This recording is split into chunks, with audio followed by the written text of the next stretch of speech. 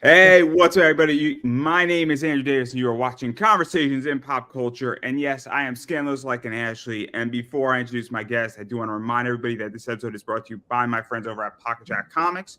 And they have a bunch of comic books coming to local comic shops in March of 2024. So if you want to read some fun, sexy women in comics, Guinevere and the Divine Factory and Palace of the Golden Princess, go to pocketjackcomics.com as well as look for them out in March. And you can sign up for Preston's email list to get a free copy in PDF format. But enough about that, because I have with me, and I'm probably going to get her name wrong, Cherry Devivre, I want to say, or I'm Yeah, going to get. you got it right. Wonderful. Yes, you got it. And so obviously, I mean, you've done a lot of stuff. I think you've done some stuff in the adult industry. You've done stuff in camming. Obviously, you Right. have a very interesting contract that we're going to talk about. But before we get too much into all that, why don't you kind of tell everybody who you are? Because there's people who I think know you, and then there's people who don't know you, and then there's people saying, "Who is this beautiful woman on my show?" So Oh, thank you. Appreciate that. Well, I'm rocking natural look today, so my apologies. Usually people know me with, lots of heavy makeup and less clothing than now, but you know what? I don't mind. You look fine to me. This is how We I'm have, yeah, everybody. yeah, yeah. Thank you. I appreciate that. I thought it would be more kind of appropriate to be a little bit more kind of appealing to the masses, just how I am in natural life, in regular life. Sorry. So yeah, well, my name is Cherry Devivre. I'm a cam girl who recently started filming in adult industry. I also have my OnlyFans account that I'm growing. I do collabs with some of the known actors in the industry as well. Um, so yeah, I mean that's if we're being super short on who I am and what I do. So yes, Andrew, please do ask questions. What people would Yeah, like to. so I actually want to talk a little bit about your background, because the thing that interests me the most is actually not the adult stuff, but you have a degree in economics. Oh, And wow. so Thank so this is what interests me, is that, I mean, I don't know why you're laughing. I don't know if that's true or not. I think that's true, right? It's absolute 100%. I can show you my diploma. I mean, it's just that people never, ever, ever talk to me about it, and I feel like a very small amount of people would actually find that fascinating. But hey, it's So true. Yes, I've graduated in um, economy. My major was actually banking. I was always dreaming of working in corporate world, specifically in banks, which I have when I graduated. I've started working in a bank, then I switched to another. So up until 2008, I want to say, almost end of 2008. Yeah, so definitely was a part because of my. the reason why I bring this up is that I think there's a negative stigma when people go into the adult industry or camming or content creation or modeling, that they don't have a college degree, they don't go to college, they're not educated. And I think, I don't know if it's a male thing, I don't know if it's an industry stigma, I don't know exactly, but there's plenty of women that I've met who are in this industry who are really incredibly smart, and they just made a decision to go into this, I guess, industry as a whole, Right. because it's an opportunity, there's money there, there's brand building there. And so I think that's why I wanted to bring this up, because I think it's very interesting where there is, I guess, oh, you're doing X, that means that you didn't have a choice, or you were coerced into it, or you're not educated. And I think that's a real problem. That's why I think your economic degree is interesting. When I was reading your profile and doing some research, I'm like, oh, this is somebody, and this is breaking a stigma. Well, and I mean, you're right. There are a lot of young girls who never really had a chance to get to college. Some even, struggling to graduate from high school, whatever could be the situation, right? And unfortunately, unfortunately, it is true, and there are a lot of girls like that, right? I guess I was a fortunate person, and I got into adult industry by complete, um, should I say, not a coincidence, was a just I didn't even plan it. Never. It was never in my mind. I mean, I grew up in a family. My mom was a professor, right? We are so far from that part of the world, right? And never like it was never kind of on the topic in the family to talk about that ever, right? So I graduated high school and then 5 years of university. Um, and like I said, I was a part of the corporate world for about since 2002 up to 8, so 6 years, right? So I started my career and I was growing until the crisis hit in 2008. I don't know if you if you know far back, right? Then I immigrated to Canada in 2009, right? So a lot of things happened, and I wouldn't say the immigration part and being a newly immigrant in another country made me do it. I still pushed into the corporate world. I still tried, although my diploma here doesn't really mean anything. I would have to go through another college degree or whatever, right? Um, but I So still tried. I gathered some connections, and I worked in. Yeah, let's actually talk about this a little bit because obviously you come into the world of camming, modeling, because I right. don't think you just dropped into camming immediately. I think you were also doing some modeling. And so what was that like to make that shift too? Because going from banking, I mean, dealing with high finance and lending money, and I don't know if you're doing investment banking or doing regular banking or house banking or whatever it is, or small business loans, but It was going international banking. It was basically in the main office, right? So I never was like a teller or whatever. Like I never worked with a client face to face. It's international banking. It's working with international banks for basically letters of credits and bank guarantees for um, import and export goods. So it was interesting for a very very young girl that I was back then. It was wow, it was mind blowing, and I loved it. But yes, it was definitely a big shift when it came up in a conversation with a friend of mine, and he was a male model working back then for a platform where I started. It's Flirts for Free, which are still dear to me. They're still considered to be my family, and they still consider me as their family. Although I don't really cam there much, but still, I do whenever I can. So I started that back in 2013, and um, when he introduced me this job, I was shocked. Okay, so we're talking about a girl who never even actually watched porn much. Okay, I was I was so far from that world. I can't even tell you. It was just never in my plans to even get close, so and somehow we have this conversation, and he's starting from very far saying that, oh, you would just have to have a conversation with a customer and go through his maybe problems. And I found that very funny. I said, listen, like this is very very kind of weird. Like, show me exactly what is this. He sent me the website, right? He sent me the link to the Flirt for Free, and oh my god.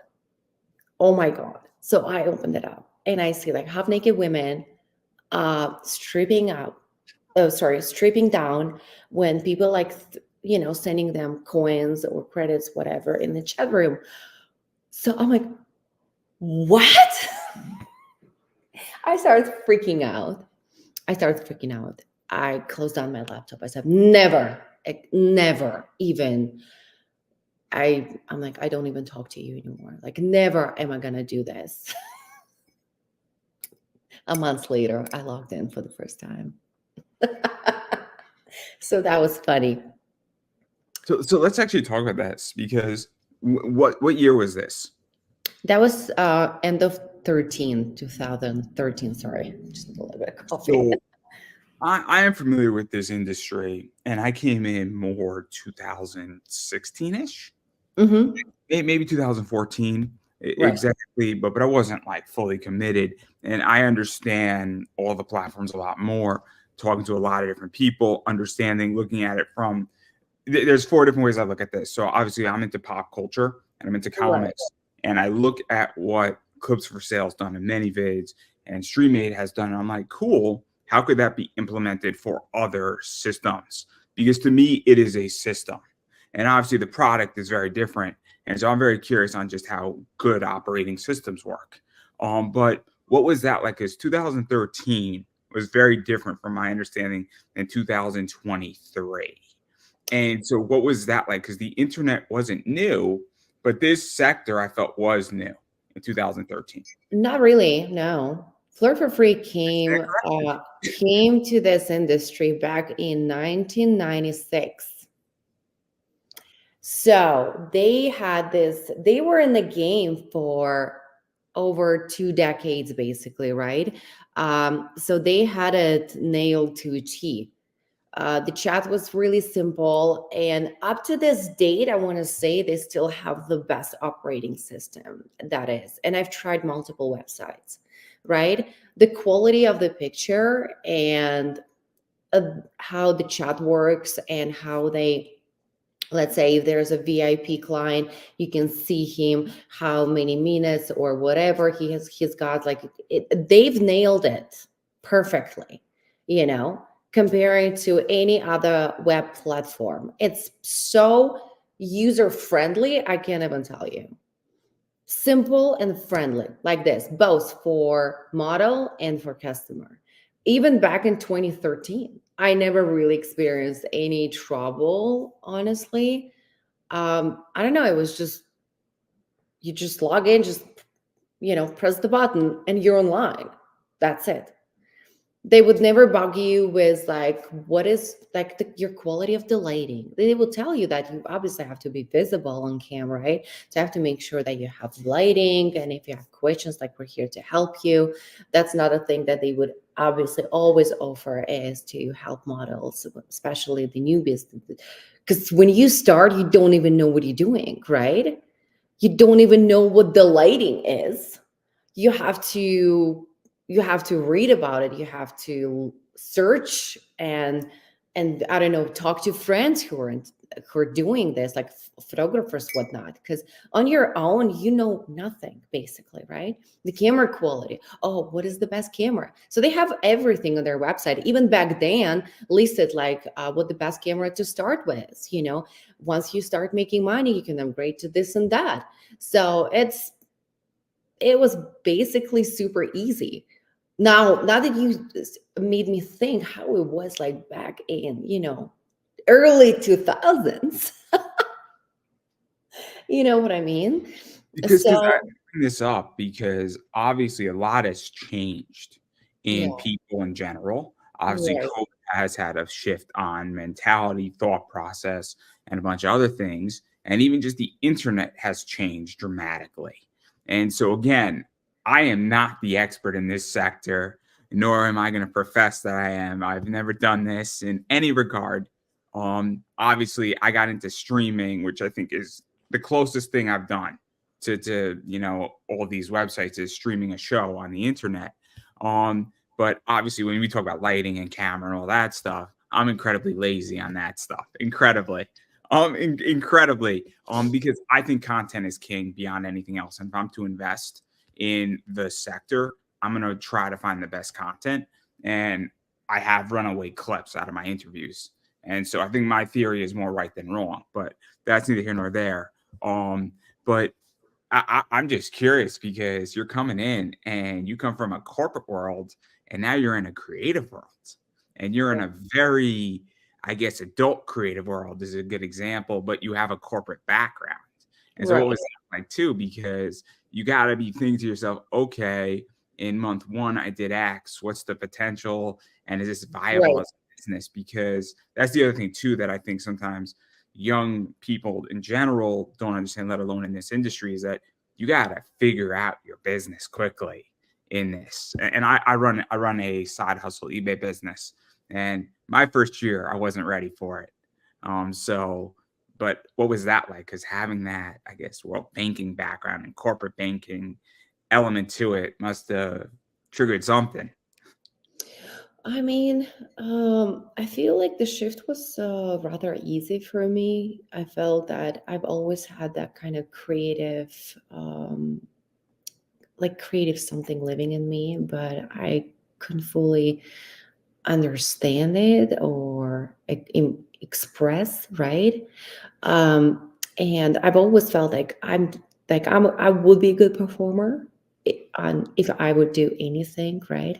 Um, Either like if we're talking about, I don't know, theater or movies or whatever, right? Never thought about, like I said, adult world, but once I started, and I felt so mesmerized by this completely different world that exists. You are performing and all these people adore you and they make compliments and they feel so good in your company. And I'm like, yeah, I'm here for that. Thank you very much. And they're paying my mortgage back then, and other bills. I'm like, oh wow, that's awesome. I don't even have to step out of the house and make my salary, and it was like way bigger salary than I could dream of back then.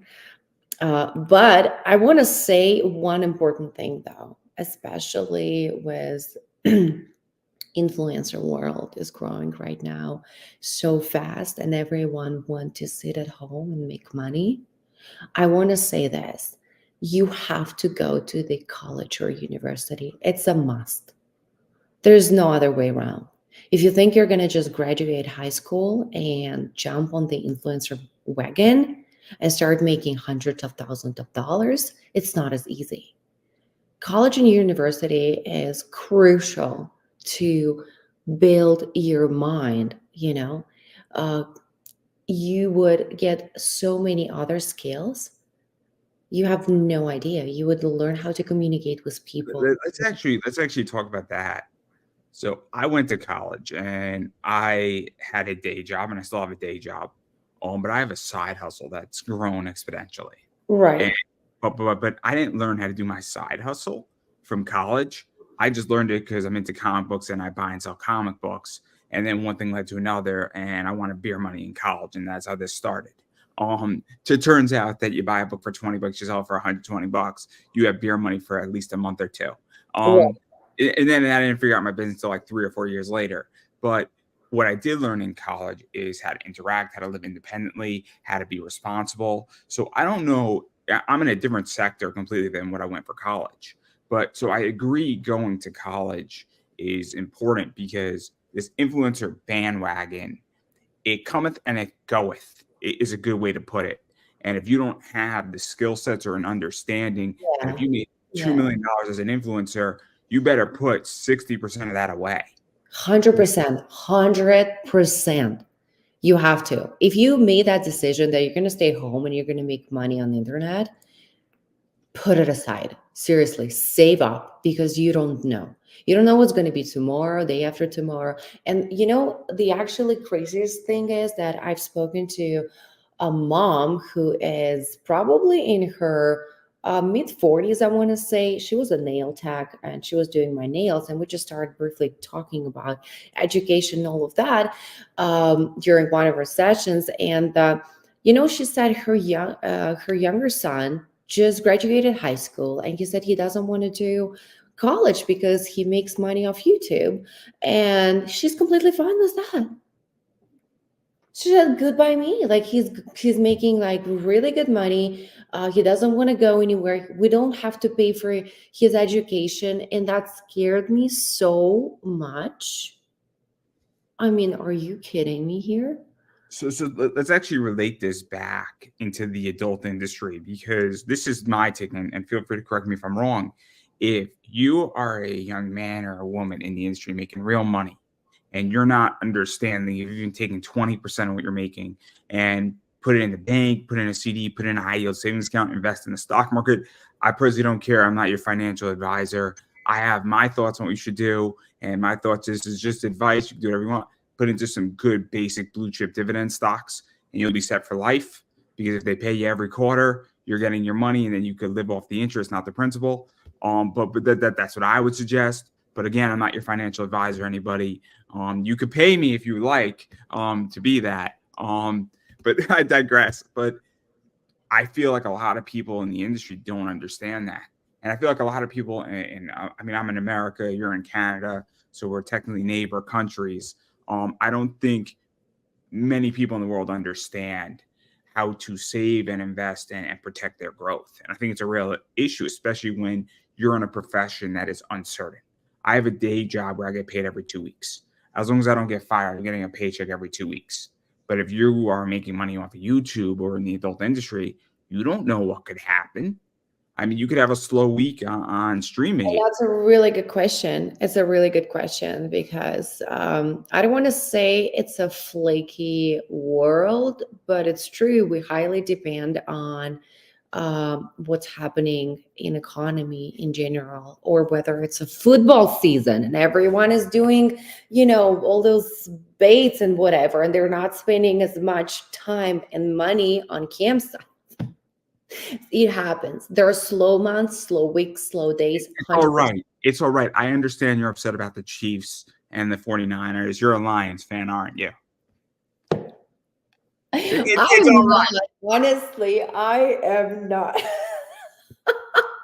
It's all right. We're all on the train, everybody. It's all right.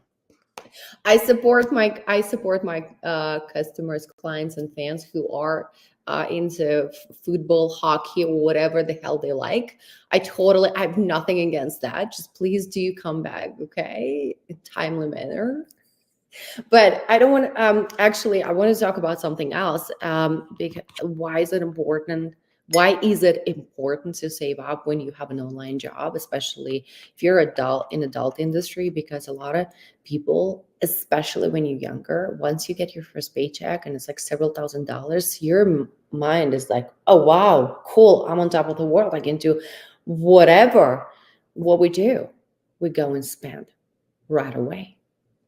Bam, bam, bam, bam. All that money that come in, we don't save. We just want to spend on clothes, shoes, bags, all of that, all of that is sitting in your closet. And when the times are slow and you're not making money, it's like, really? Is that what you wanted to spend your money on?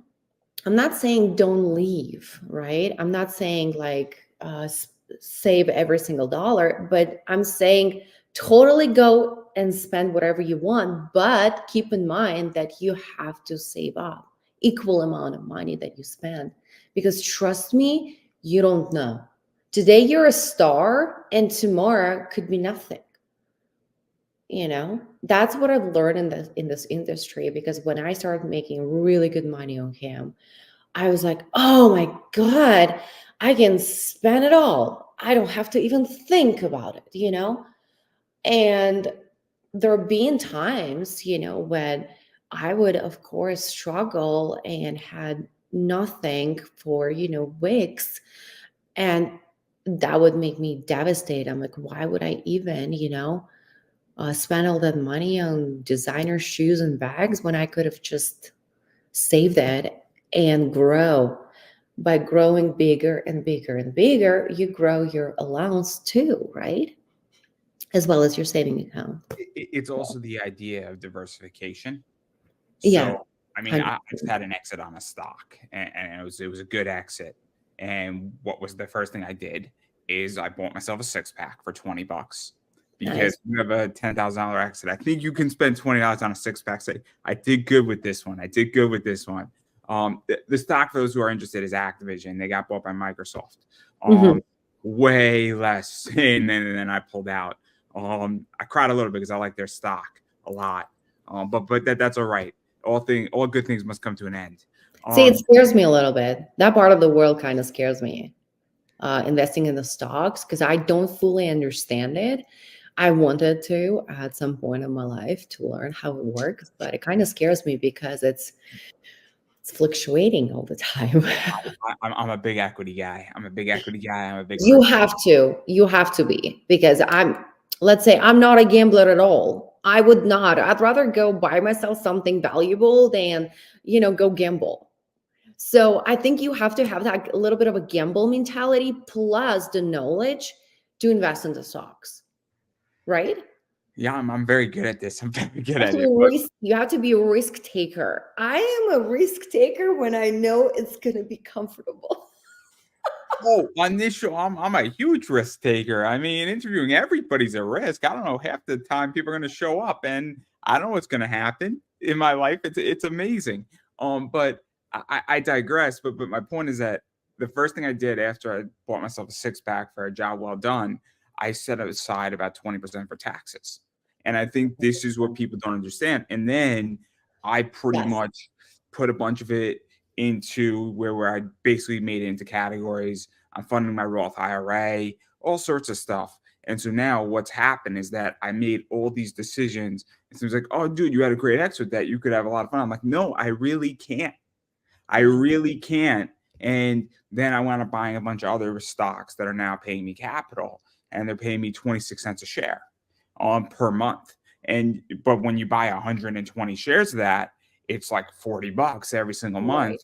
That then buys me more shares. And the point is that I am delaying pleasure so that later on when I'm 40, 50, 60, or when I'm in retirement, I might be pulling in 12 to 15 grand a month off Right. of not even off of the principal, but off of the dividend. Exactly. And then all of a sudden, when I have a family and I have kids, my kids are going to have no college debt. And when I'm dead, they're going to be like, oh my God, we just inherited $6 million a piece, my two kids, when I have. Right. Exactly. And that's what I think people don't understand is the delay of pleasure. So, I mean, honestly, I'm not in this sector, but if I was to advise young women and men in Well, this I industry, feel like, yeah, you know what? You're touching really important questions because people don't think about future at all. They all want to make, like, not all, okay, I'm not saying all, like, I don't want to offend everybody, but there are definitely smart ones among us who think about future, think about family and having kids. When you're like 20-year-old, you don't want to think about that, any of that, right? And especially if you're exposed to higher income, your mind goes in a completely different direction rather than saving up for taxes or saving up for, your future kids' college fund or whatever, right? And I want to say that you don't have to think about like future family, but definitely paying your taxes, especially we are in Canada. Our taxes growing tremendously, especially this year, they're going to grow. We're paying so much. You guys are so lucky. You don't pay as much as we do. It's freaking crazy. Okay, a good chunk of what I make goes back to Canada Revenue Agency, right? And I have to be ready for those payments. I have to make sure that I pay it and or put it aside to pay it. It's crazy. Plus, everything in Canada is growing. Your rent is growing, your bills are growing. It's a lot. So in this modern economy as it is right now, specifically in Canada, I don't know how you should be like rolling and bowling unless you're making a good six-figure paycheck every year, and not in your like 1 or 200,000. I'm talking. You have to be like way above that. You know it's a crazy world. So my message to all those younger people who's starting to camp and thinking that they're going to be staying there for years and years to come, or entering adult world, guys, save up. 100% save up. so let me even go further into this because I'm curious. Because I didn't back in my days. I didn't do that. Hey. I mean, I came into money. It took me a little while, Yeah. but to figure it out when I came into a sizable chunk of money. And I made some good decisions and bad decisions, but I didn't make anything that was irreversible. But I should have been more responsible because I would be better off. But I'm glad I did what I did because I think it helped me in the long run. but Right. okay, should have been more responsible. But sometimes you got to blow through $5,000 to figure out where you should be. But that's neither here nor there. Um, but I am curious about this though, because obviously in this industry, there's always some new kid coming up too. And so I'm in which there's always a bunch of new people coming in. There's always another pretty girl coming in. I feel, and I'm trying to say this in the least offensive way. I really am. And there's always, I feel, competition, even with, because I view, I guess, the adult industry like sports. There's always some kid coming out of college who is a new, not injured person. And there's always some 35-year-old quarterback who has the skills, been playing for 15 years, but he's a little bit more beat up. And there's always somebody trying to take your job, I feel, I would imagine. I mean, I'm in the entire, podcast industry, and there's always somebody trying to come up and take media time from me. I get And it. Okay. so I don't know how you feel about that, or do you feel that, hey, you've been doing it forever and you're well established and you don't have competition the same way? Or I don't know exactly how to phrase that question I'll precisely. tell you. No, I understand. I understand exactly what you mean. I'll tell you this. One thing I lack is jealousy. 100%. I've never, ever, ever in my entire life was jealous of any other girl. I can actually compliment somebody who I find pretty or whatever. I've never felt that if there's a new cam model comes in and she drags all the attention, all of that, that I'm lacking somebody. Obviously, we girls look at each other all the time. We sneak into each other cam rooms and we look at each other and blah blah. All that. Everyone does that. Okay. Um, but I've always said that there's plenty of fish. There's plenty of fish in the water for everyone. Not to mention, there is a customer for every girl. That's it, point blank. And the moment you realize that, you're like, whatever, okay, cool. No, new girl came in. Yeah, say hi. That's it. Period. I've never felt threatened by no one who comes in the industry. I'm like, if they want to be feeling threatened by me, let them. And I've actually came across an individual back in my early camming days who felt threatened by me, and they chose to attack right away. Um, and I felt so puzzled. I'm like, wait, what? What's happening here? Oh, jealousy? Oh, I get it. Okay. So let me ask this to you, because I am curious. Do you think that there is jealousy in the industry, or do you think that certain people have it, or do you think it's Oh, like, 100%. I gotta kill a 100%. bitch? Is it that, like, this bitch is taking my customers and I gotta kill her and end her? Is it Oh, that? Like, 100%. Are you kidding me? Yes. It's the most competitive world, especially women. Among women? Are you kidding me? Every woman wants to be the one, and I've had a friend in the past, and unfortunately we have to break up because I just could not deal with that anymore, who religiously believe that every single customer that is her regular customer, regular meaning that he repetitively comes to her room every single day or every single week and blah blah blah, is her and nobody's only. And we actually had a conversation about it. I said that that's not true. You can't think like that. If you're gonna think like that, you're gonna lose your business. No, I'm gonna survive just having those regulars. No, you won't. People come and go like this. You can't get attached to anybody. It's so simple, but you can't. That's the reality of this business. People come and go. Half of them, not half of them, probably the majority of them are married. They're going to stay with you for the rest of your life. You're going to be here. You know what I mean? So the jealousy, yes, 100% is there. Girls are threatened by each other. So they, back in the day, they would do like stupid things. They would just register as a customer, go to your room and say nasty things about you. And you like, okay, that's a model. That's actually not a client. When you have like a great day, especially when you have a high rollers in your room tipping and you're having like super good day, somebody would roll into your room and say something nasty. You know what I mean? So that's, yeah, it's there. It's nasty. I don't like it, but it is what it is. Girls are super competitive. I just never been threatened by no one. I don't care. If somebody's jealous, let them be. I don't want that. I just want to work. That's it. You're better than me on that, because when I get attacked and people don't like me and then they're saying nasty things to me, I try not to fight, but it's I'm not hard. saint in that department, okay? I've been there and I would get fired up. I said, why are you even attacking me? What did I do to you? And blah, blah, blah. You know, I've been there, right? But then I learned, and it took me years, of course, to, you know, suppress that anger, and then eventually don't even react anymore. I don't even react at all. Like, whatever. You want to say something nasty? Block.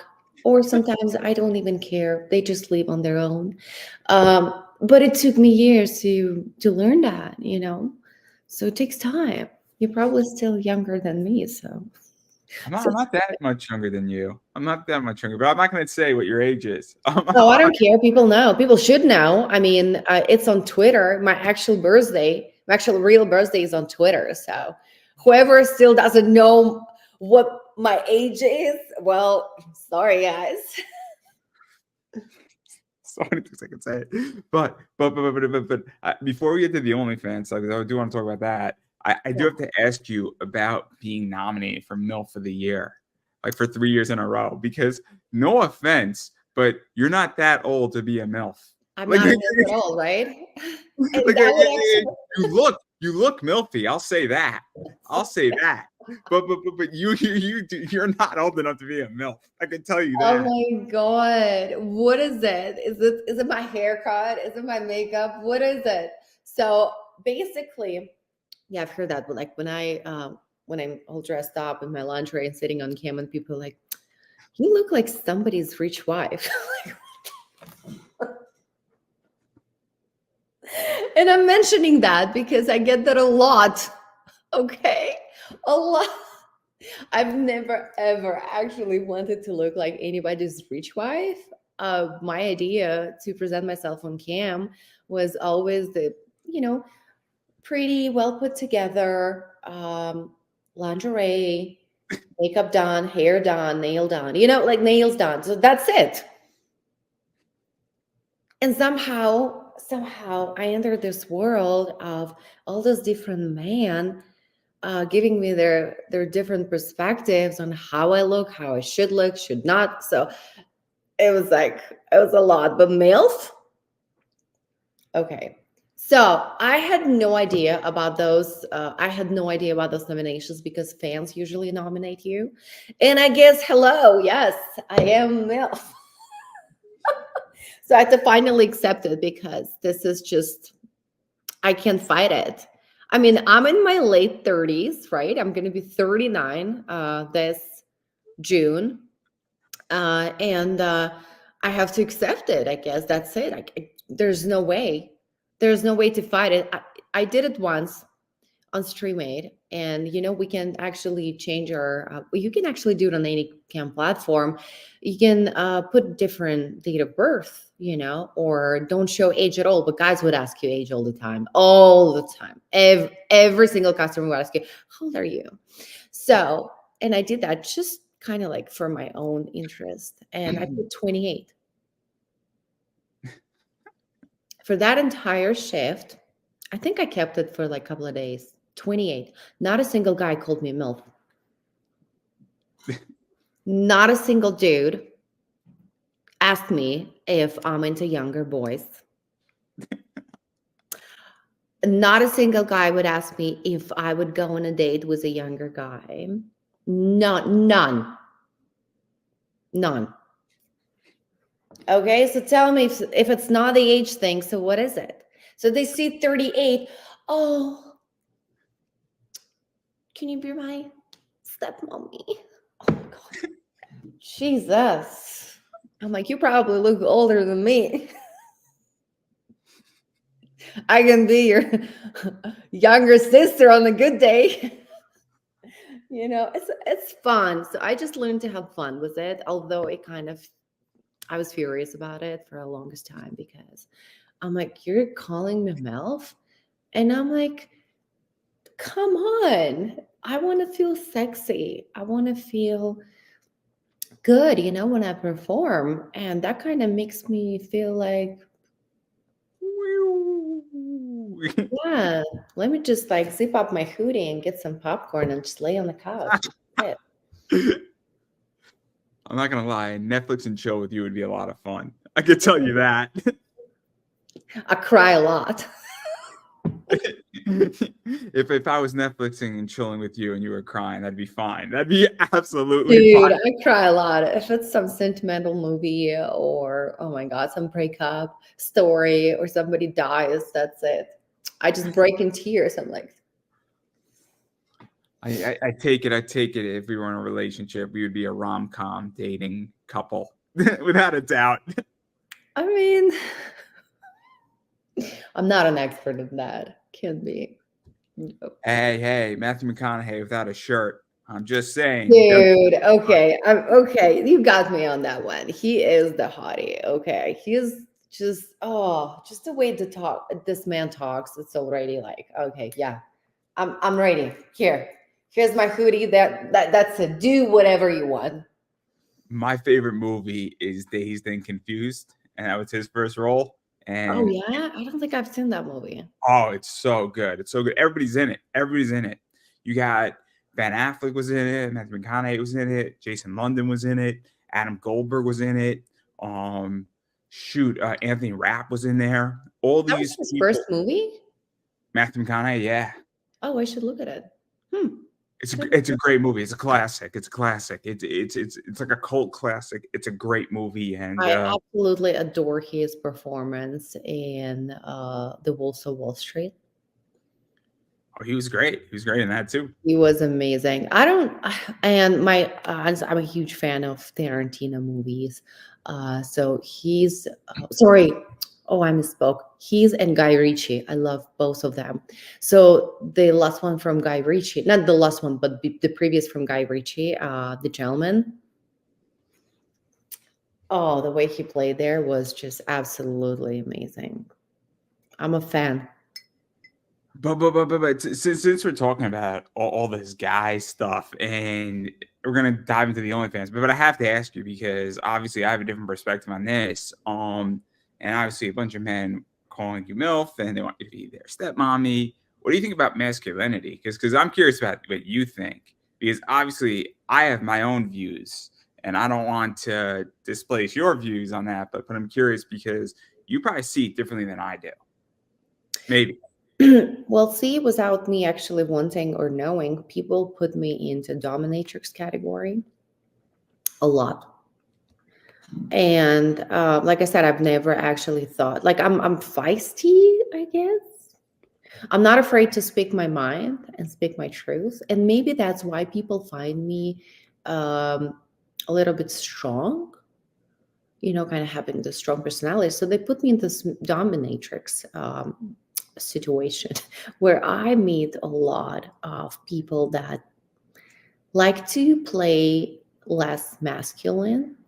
They want to pretend that they are cuckolds. Cuckolding is trending crazy right now.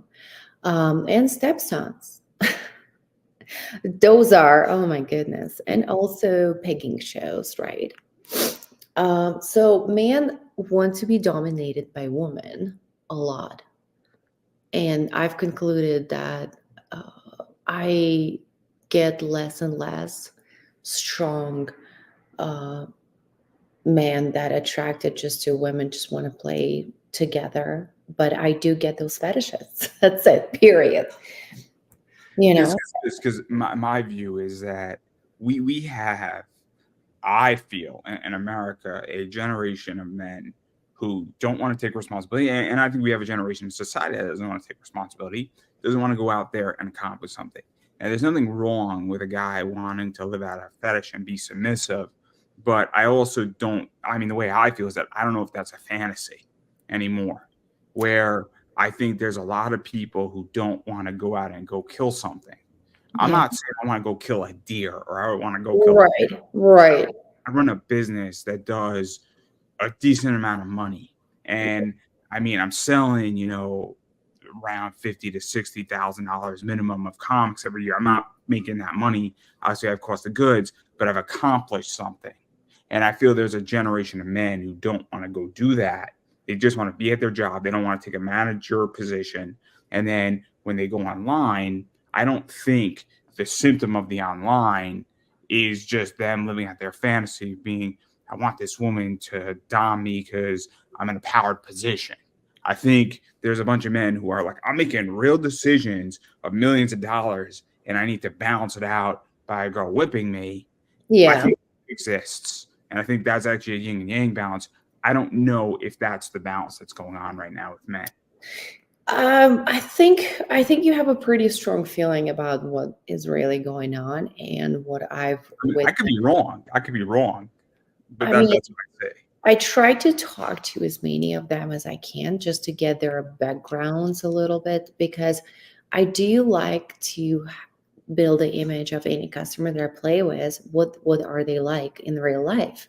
You know, because if he comes from a financial position, if he's like a banker or a lawyer, and he comes saying like, I want to be dominated, just whip me, yes, and can you cuckold me, right? I just want to see you as another man, and it just kind of, I like that a lot.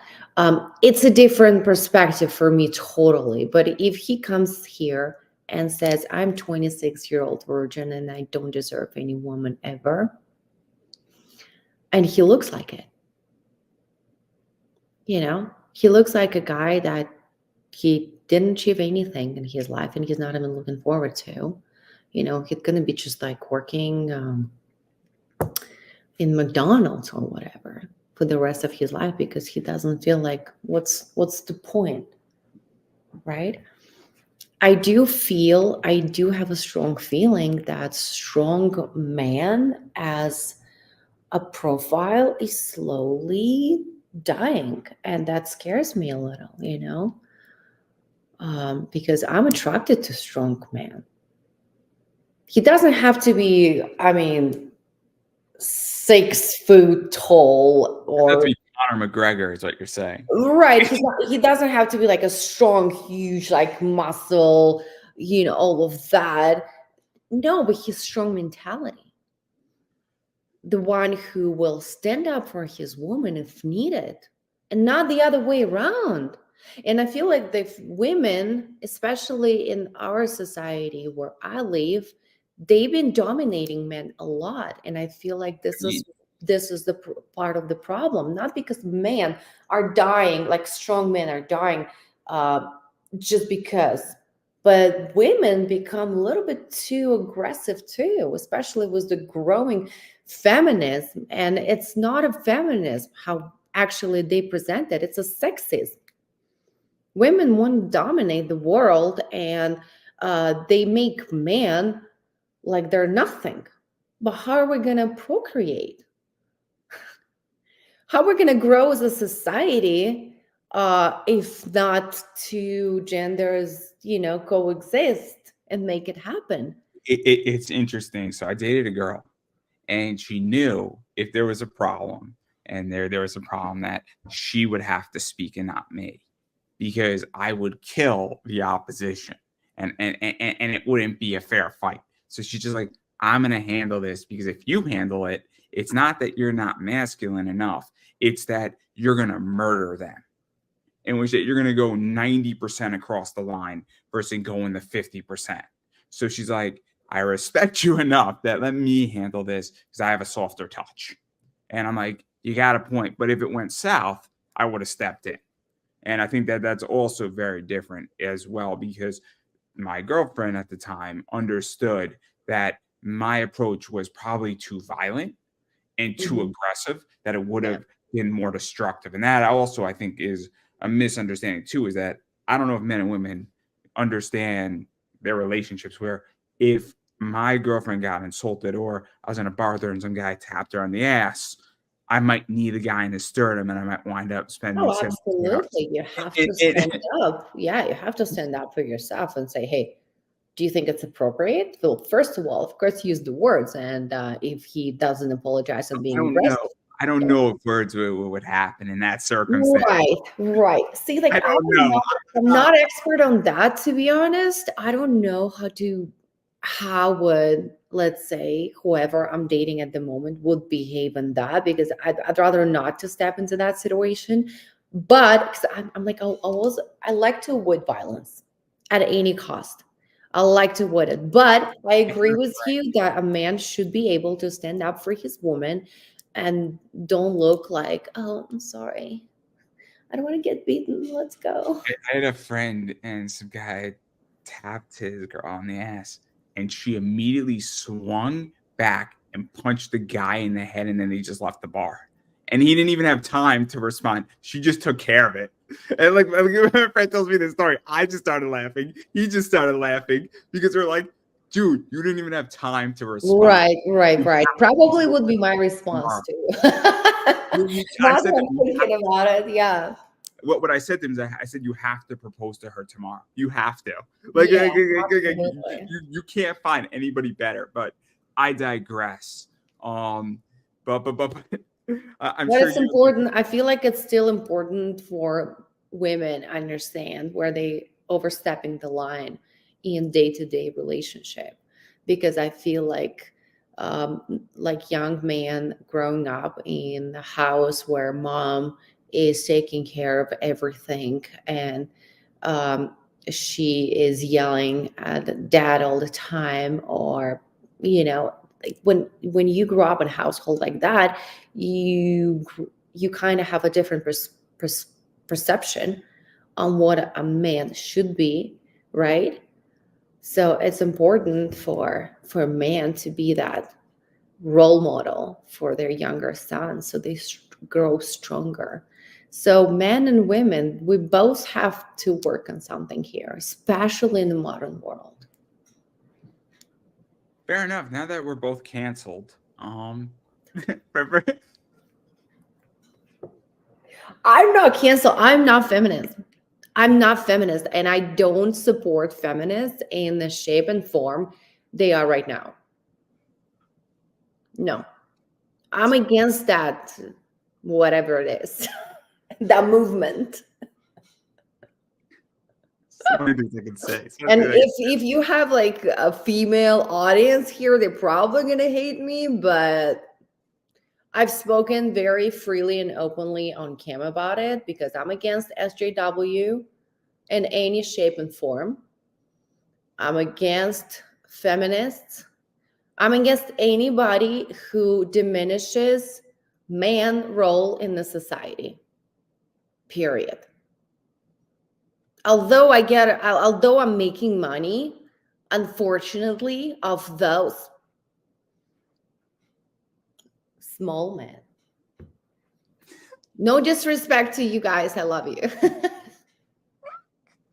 But they know who they are. That's it. Period. I'll say this. If somebody wants to be diminished and they're paying you and that's their thing, I mean, I'm very libertarian and I'm very saying, look, if somebody's providing a service I want, whether it's good, bad, or indifferent, so be it, right? There's nothing wrong in a free economy to provide X. Oh, absolutely. I simply offer services. They simply pay for it. That's it. So that's how I view it. And we could have a philosophical debate on right, wrong. Like, I'm not going to go sell a beer to a 16-year-old, right? Oh, 100%. Yeah. There's lines that everybody can make on their own. Oh, definitely. Yeah, I do have my boundaries, 100%. But I digress on that. But I do want to talk about your OnlyFans. So obviously you do a lot of OnlyFans stuff. And what is that like? Oh, OnlyFans. I mean, I knew what I signed up for, right? It's a little bit challenging. You talk to guys not on cam, right? It's just a chat, and sometimes they come across a little bit different, right? You I'm can see sorry. that. I'm Yeah. sorry for my responses. Oh no, why would you? No, you were very no, I'm you so were sorry. very polite. No, you were very polite. There's nothing to apologize for. Very polite. Yes, some guys who act a little bit aggressively, you have to put them back in their line and say, "Hey, honey, this is not how we're gonna roll." Yeah, it's a lot. It's basically like running a daycare. Not gonna lie. Because and I don't want to be like setting up rules all the time because it's not fun, right? We're Let, all let, there let to me have let me fun. ask you let me ask you the question about the chargeback issue, because I know you were upset Oh about God, yes. I it. was And it's not. I mean, I'll say it on my end, and I deal with this on eBay, where I deal with people buying something and then canceling it like 3 minutes later after you get bought something, you want something on a bid, and it kills me. And I'm not saying it's the same, but I know how annoying it is. so And basically what OnlyFans did was that chargeback. The whole like I dig deeper a little bit and I've gathered some information. What is it the whole chargeback is about? Because I'm not doing um anything bad here. I'm simply supplying my content and some people would just cancel and I get punished for that. But here's the situation. There are some performers who gather money but don't supply the goods, right? People pay for videos or for custom videos or for Skype calls or whatever, and girls never reply. So what do those customers have to, you know, um, how do they protect themselves? So they write to OnlyFans and they say, "Hey, this girl never sold me the video I bought," right? So they charge back, and the more those cases grow, the faster her accounts will get shut down. In my case, why chargebacks were so like they were starting to scare me a little because they started to grow. In my cases, those were stolen cards. And unfortunately, maybe in the future, and I hope it will happen in the future, OnlyFans somehow can, work better with those chargebacks when it's based on fraudulent activity of the account holder or the actual stolen card. You know what I mean? Right now, we're all put in the same basket, and it doesn't matter. But I did write them an email, and I said every single chargeback that you have on my account is done not because I didn't supply the goods, but the card was stolen. So how is that? My percentage is growing and eventually it will probably somehow affect me. But they did respond back and they said that I should not worry about it and that we know exactly what's going on in your account and we're not going to shut you down. So thank you. Because I would fight. I'm a fighter. So, yeah, I understand. It's not a crazy amount. Like they told me that you're still very, very far from anything that would be very concerning percentage wise. So you're good. You're in a good position, but still, to me, as someone who offers a fair business, having something negative happening is painful, right? So I need to understand, I need to dig deep, and I need to fight it. You know what I mean? let me ask this, because I'm curious, because obviously I have put in protocols into my business, where I used to do a lot of pre-sales, and then something takes 3 months to get here, and then people go ape shit on me. And then when you're dealing with 120, $300 items, and it's a tough pill to swallow. So now on pre-sales, I put them out 60 days. On top of that, then I have a month to get the item to you. And then after that, I actually bond up the money to a high yield savings account. So at least I'm getting some interest. So the money's put aside, and it messes up, and it means that my business accrues debt. And so I don't know what safety protocols you put in, but I don't think a lot of people Oh yeah. understand when you run a business, you have to put safety protocols in. And I hate to say this, but if I'm to order something from you and I need something like a custom or something else, I don't know what you exactly offer, you now have to be less lenient, even though I'm a great customer.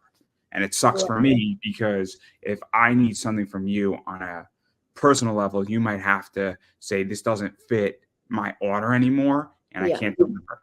And meanwhile, I've been doing business with you for God knows what. If I just been doing business with you for 3 years and I paid you 4 grand, and now you have to change your protocols because some asshole screws me and you. Well, the thing is that, I mean, right now I don't have on my account anything that would affect people greatly. I mean, I've run bundles for my videos, but unfortunately, I've learned those actually very attractive to those who stolen cards.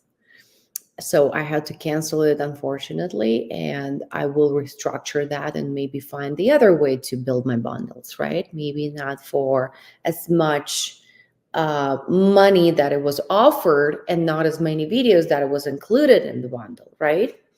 But unfortunately, those are number one attraction to those guys who, steal cards, sign up, or I don't know if they download, or if they pirate my videos, or whatever they do, right? But unfortunately, it happens pretty much to everyone, right? So, but like I said, I'm still learning about all the tools that I can use to improve um, to improve my work with my clients on OnlyFans in particular, right? I'm still learning. I'm still gathering information about what would be the best, right? It's a tough business to be in, right? Especially when a person signs up and he has, okay, $4.99 a month. So I have to pay my subscription every month. Then I have to pay for every single video. Um, do I want it? Do I not? How much do I like the girl? There's a lot goes into that. I thought it would be way simpler than that, but here you actually have to learn how the market works. Right, you have to sit down and write down those strategies. And I'm a very organized person, so I had to sit down. I had to understand what I can do better to improve that. And like I said, my OnlyFans, I want it to be a fun place. I don't want to be setting up being like this, you know, angry woman who's setting up the rules all the time. Like, oh, you're doing this to me, I'm doing this to you. I want it to be fun. I want people to come to my account and just have fun. That's it. So obviously maybe me like reacting the way I've reacted on those chargebacks, maybe it was a little bit harsh. I don't know, but at that time I felt so let down. But still, it's just the minority. It's just a little group. Still, the majority of guys who signed up are nice and sweet, and they don't try to be sneaky with me or say, oh, Cherry, why don't you sell me a video for $10 and not 15? you know Do that for me. I'm so sorry. Too easy. It's too easy. no. Well, the thing is that I want to be fair, like I said in the beginning, right? It's a fair market.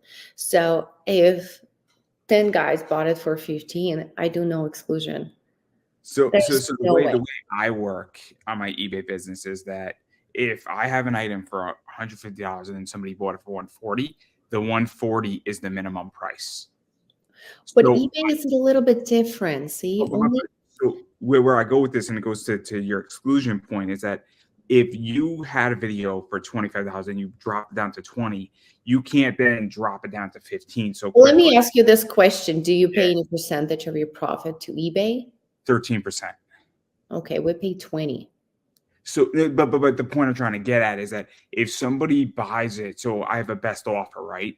I can't then somebody who offers me $100, but somebody just paid 140.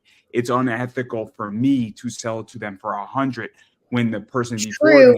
True, That's but it's where I'm going with it's a little bit different platform, right? It's a bidding situation. Here, you just have the goods for set amount of money, and No, there's no I negotiation. agree.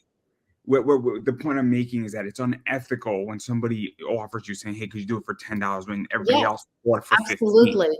I would That's feel where bad for other guys who so bought so but it's also, but if somebody's buying 100 videos and you're giving the 100 videos a $50 discount, that's a bit different as well because somebody's buying in bulk. And so I discount in bulk. So somebody's buying 100 books from me, I might offer free shipping because they're buying in bulk. So I might take off $2, $3 per book.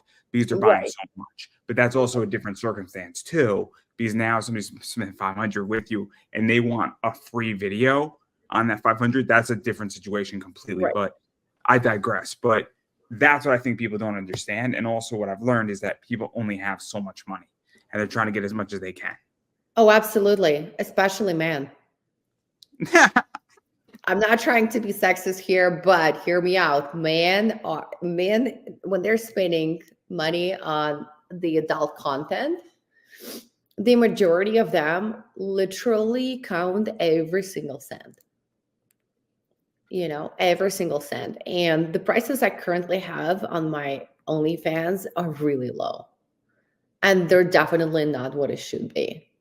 So let me ask you this. Do you think that sometimes people also don't know that you're paying 20%? Because on eBay, a bunch of people, I don't think, realize that I pay 13% plus cost of good, plus shipping. And all of a sudden, if I'm selling an item for $60, I'm making maybe 15 on it after everything is paid for. And I'm like, I can't sell it to you for anything less than this because there's no money in it. Yeah, I'm there's making no profit, of course. like, and I try to explain to you, I'm like, yo, look, I would love to sell it to you for this price point, but I can't because I need to make money. Yeah. And this is my break-even point plus 13%. If you offer me 70, I'm making $5 on you. I Right. understand you want to buy it to me for 50, but I can't. I'm going to lose money. And I don't know if that's also the issue, is that people don't analyze. I have an idea. Oh, no one does. No one actually thinks about it. That's why in my few live streams that I did, I actually brought it to their attention, that it's not as easy as you guys think to get all this work done, and you just want it for nothing. That's it.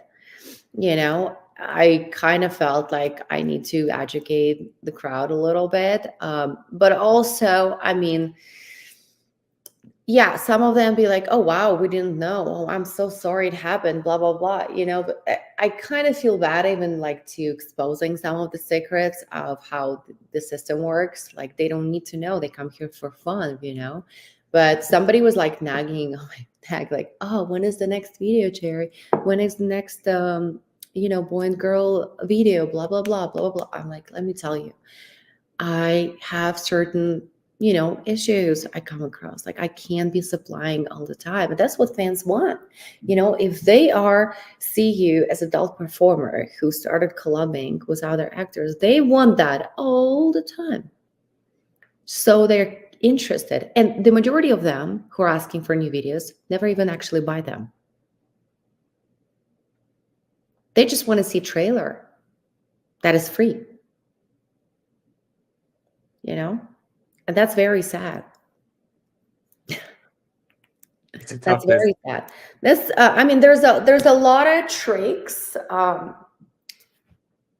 how OnlyFans works, and a lot of new girls that subscribe to it find it very challenging, and they working like maybe a month or two, give up on it eventually, because it's like, guys, like we go back on cam, like it's more fair business. You don't like my pricing? Go buy. I don't care. There will be another one because we're exposed to traffic. On OnlyFans, it's a different story. It's like you're having like a physical store. That's it, and you rely on every single customer that comes in, and you need to make sure you sell them something. It's similar to eBay, where I generate my own traffic and I don't create my own product. I buy product, and Yeah, I buy products specifically that sell themselves. And exactly. I figured out what products sell themselves, and I figure out what my base cost is, and Exactly.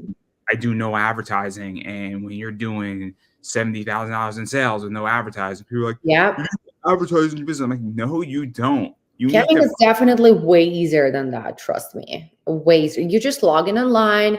You look pretty. You look fresh. You have good mood, and that's it. Let's have the ball rolling. Because Let's try with me. because you have this major company that is a gaming platform that invests thousands, tens of thousands of dollars every single day to generate traffic into your room, right? Because if you are doing this on your own, you have to be extremely wealthy if you want to generate traffic into your room just buying the traffic. And this is where a lot of people, cam models too, don't understand why we have to pay the majority of money that we actually make on cam to the streaming platform. We don't get 50-50 relationship, and customers be like, what? How come? But you're bringing them the money. I'm like, no, they're actually bringing me the money.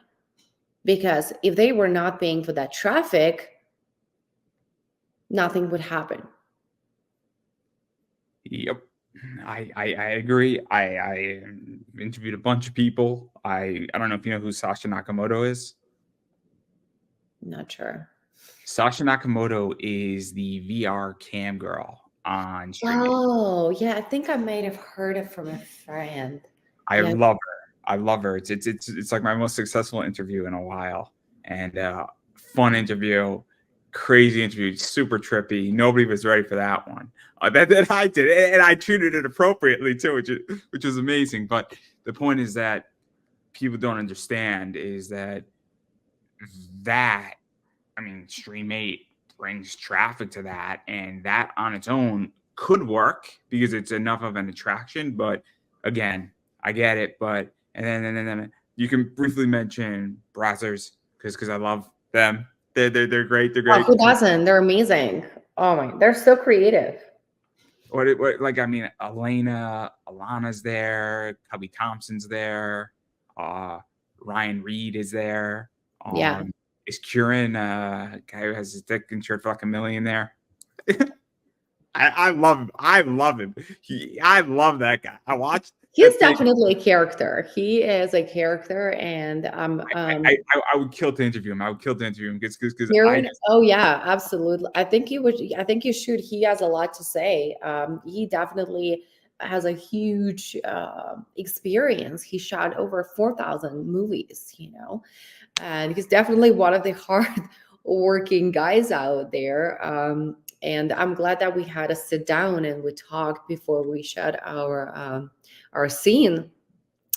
And I had to learn a little bit about him. So I like that part whenever you meet with whoever you collabing with. We have a little bit of time to sit down and have a little bit of a conversation just to get to know each other, get the vibe. Oh, who is she? Who is he? Are we gonna connect? Because we're here to perform a sex act, excuse me, and we have to show the world, whoever's watching, that we actually are enjoying each other, So that's fun. Absolutely. He's a fun guy, 100% fun dude. I didn't expect when I met him that he would be he's very smart, actually. He's really smart. So he knows the industry inside out. He's very, very much fun guy. But I can imagine shooting so many scenes. To me, this is mind blowing. Who knows? Maybe in a few years, I'll be like already talking to you like, oh, I already shot 2,000 scenes. Who knows? But I'm kidding. It takes way more than that. It takes years and years and years, actually, to shoot that many. So yeah. Quentin James is also another funny character. We did podcast. I don't know if he released it yet or not. He started his podcast channel, and we had this funny conversation before we actually get to shoot our scene as well. He's also I don't know what is it about British guys, but they're like so charming. Maybe it's the accent. Like right from the start said, you know what? I already like you. Your accent's amazing. I have no comment. I love both of them. They're just amazing. I love it. Had a great time. That's the best. I respect Kieran a lot because he just seems amazing. And I forgot, I think it was like Akira Asuka. They did that whole like reality show with Ali Knox and a few other people on there. And oh my God, like I think it was like Porn Reality House or something. Oh, I love that show. That thing was amazing on so many levels. So many levels. But Ali Knox is killing it right now. She's great.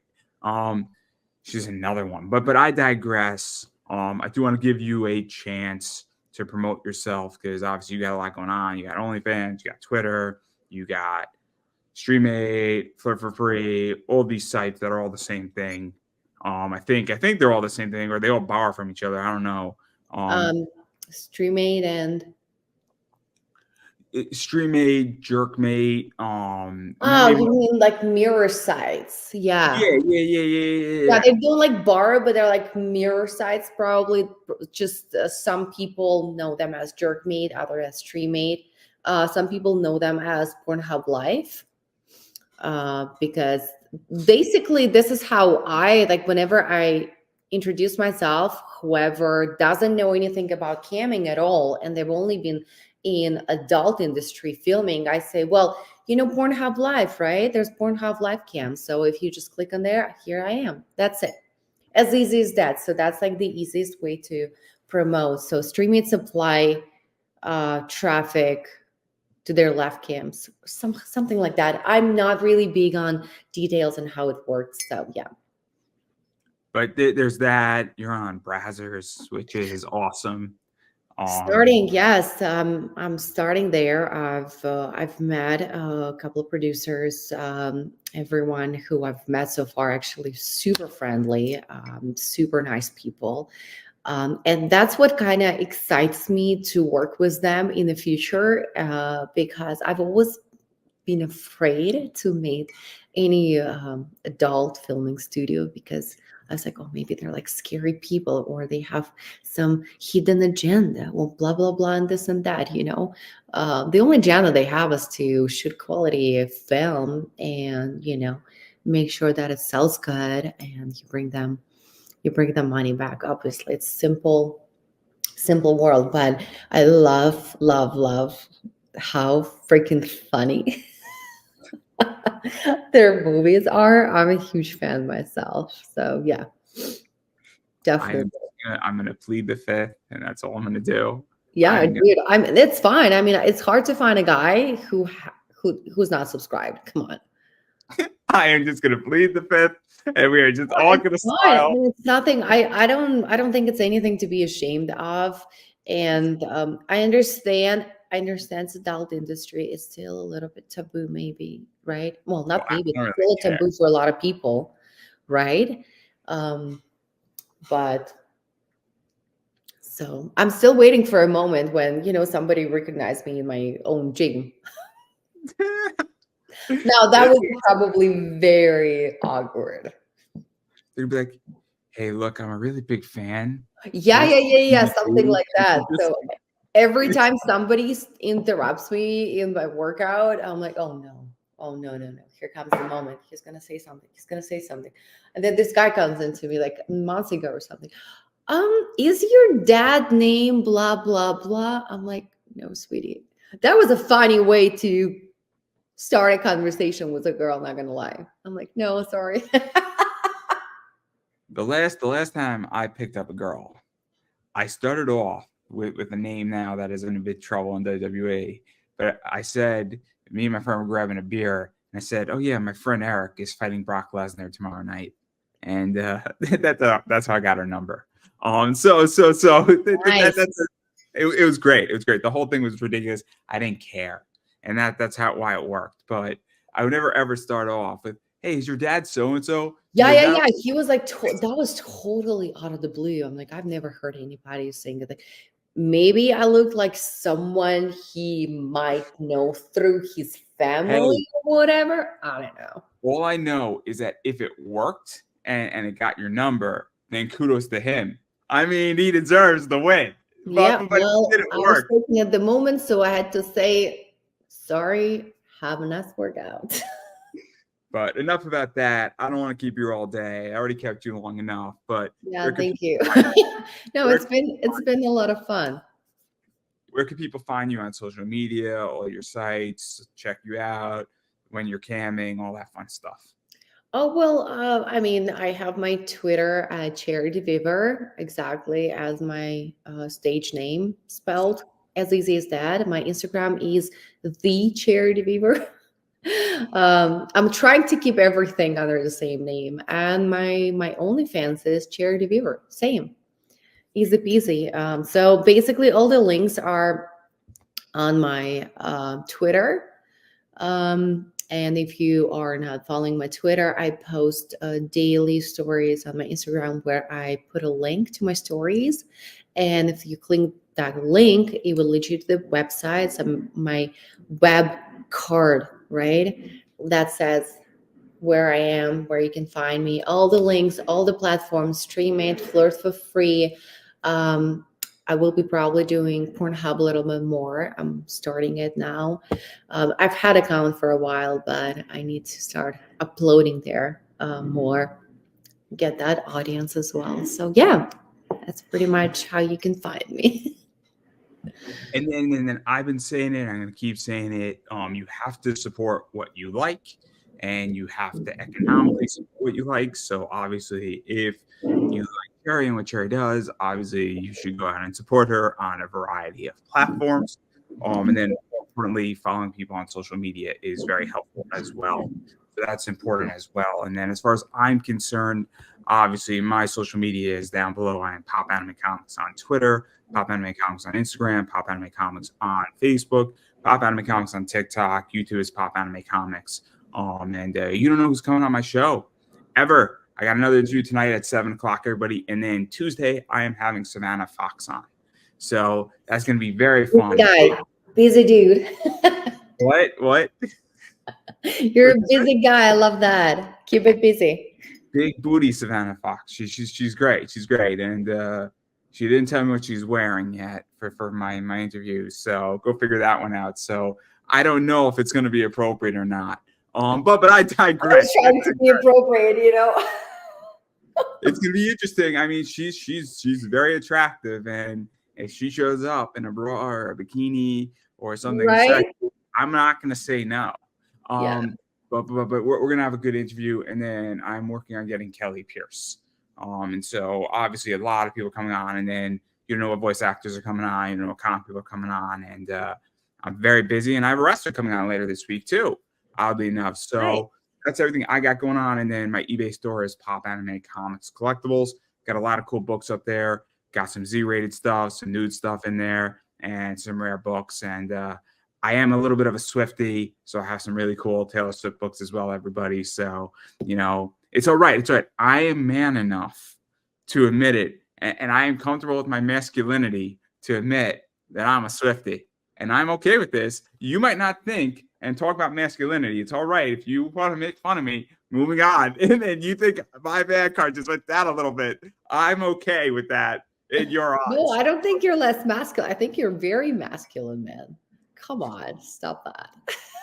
It's all right. It's all right. I'm comfortable with myself. That's all that matters in me. And she also funded half my Roth IRA. So, we all know who won the war here. But anyway, yeah, I digress. And I will give you the final word. Well, thank you, Andrew, once again for inviting me to your podcast. Sorry, that word is not very good. Well, I'm not a native English speaker, right? So that was my second language. So anyway, thank you so much for inviting me. It was a lovely conversation. Sorry for the noise. It's the snow flowers came in to clean my place. It's kind of like a little noise. I feel like we're ending in the right time before it gets too crazy. Thank you so much. I hope we've covered all the subjects you wanted to cover. If you ever feel like you want to see me on your show, once again, I'm more than happy to attend. Maybe in something more revealing. Who knows? But thank you once again. And guys, have a lovely time. There you go. I don't think I could have ended that any better myself, everybody. And that is a wrap.